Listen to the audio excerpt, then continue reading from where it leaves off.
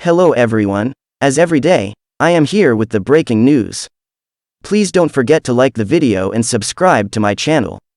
To convey better information to you, please subscribe to the channel for free and like and comment on the video. Now we can move on to the details.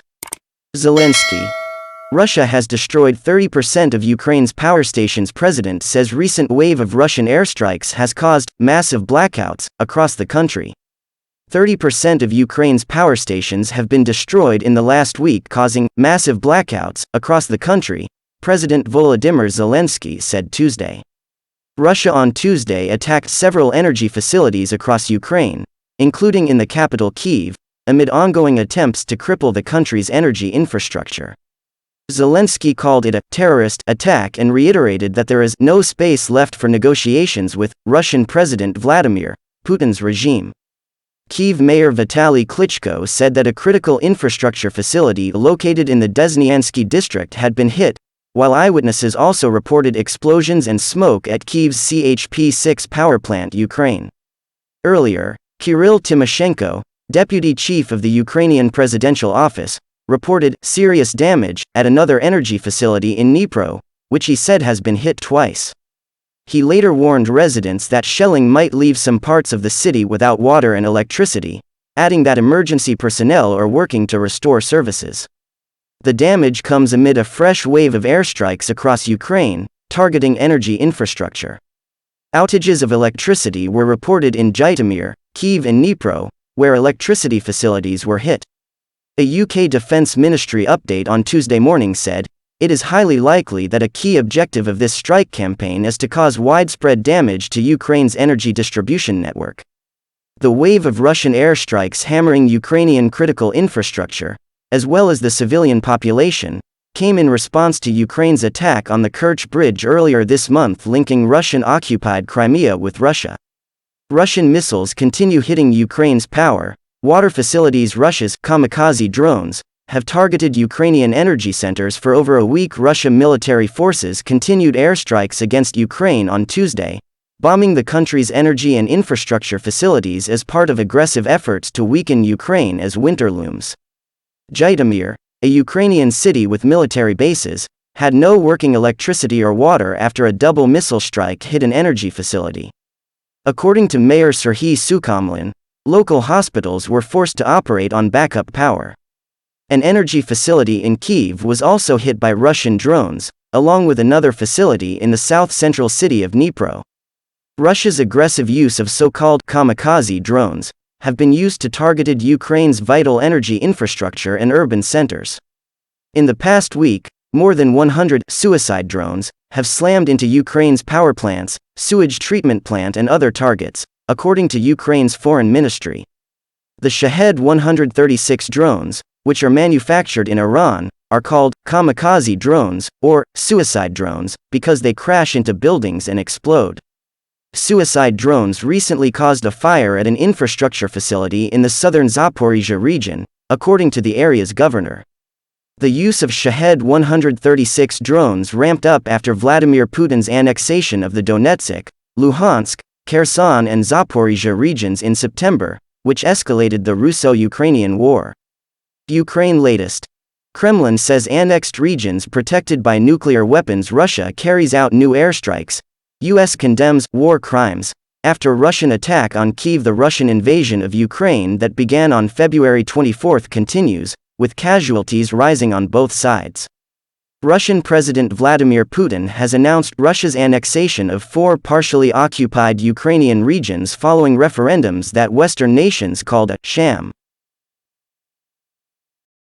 Meanwhile, Ukrainian forces are mounting a strong counteroffensive against Russian troops, reclaiming territory lost when Moscow launched its invasion. Ukraine has managed to withstand the Russian onslaught with the help of Western military aid, but President Volodymyr Zelensky regularly calls on the world to do more. For all our coverage, visit our Ukraine war page. Tuesday, October 18, Tokyo time, 6:45 p.m. The Kremlin says that the 4 regions of Ukraine that Moscow declared it had annexed in recent weeks fall under the protection of Russia's nuclear arsenal. Asked by reporters if the regions were under Moscow's nuclear umbrella, Kremlin spokesman Dmitry Peskov said, All these territories are inalienable parts of the Russian Federation and they are all protected. Their security is provided for at the same level as the rest of Russia's territory. Russian President Vladimir Putin said last month that Moscow was ready to use nuclear weapons if necessary to defend the territorial integrity of Russia. U.S. President Joe Biden said on October 6 that the threat had brought the world closer to Armageddon than at any time since the 1962 Cuban Missile Crisis, when many feared a nuclear war might be imminent. 4:40 p.m. Russian forces carried out new airstrikes on Ukrainian energy facilities on Tuesday, causing several explosions in an area of northern Kyiv where there is a thermal power station. Kyrylo Tymoshenko, deputy head of the presidential office, said there had been 3 Russian strikes on an unspecified energy facility.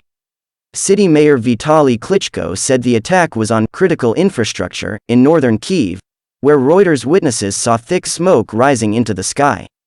2:35 p.m. a Russian missile struck an apartment building in the southern Ukrainian port city of Mykolaiv, one of 3 explosions heard there in the early hours of Tuesday, a Reuters witness says.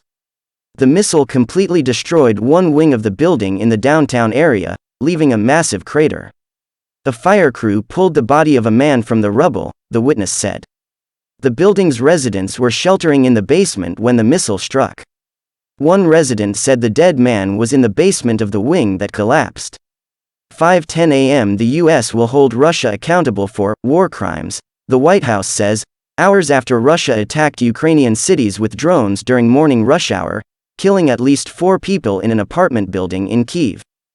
U.S. President Joe Biden's press secretary, Karine Jean-Pierre, told reporters that the White House strongly condemns Russia's missile strikes today, and said the attack continues to demonstrate Russian President Vladimir Putin's brutality. She added, "We will continue to impose costs on Russia, hold them accountable for its war crimes." 2:56 a.m. Russia and Ukraine have exchanged 218 detainees, including 108 Ukrainian women, in one of the biggest prisoner swaps of the war, according to a Ukrainian official quoted by Reuters. 2:35 a.m. a Russian fighter plane crashes into a residential building in the southern Russian city of Yeysk on Monday, engulfing apartments in a huge fireball. Officials are quoted as saying at least 2 people are dead and 15 injured. The pilots of the plane, said to be a Sukhoi Su-34 supersonic medium-range fighter bomber, reportedly ejected. State-owned RIA reports that the crash occurred during a training flight from a military airfield. It quoted the Defense Ministry as saying the pilots had reported that an engine caught fire on takeoff, and the plane's fuel had ignited when it struck the building. Guys, thanks for listening. See you the next video.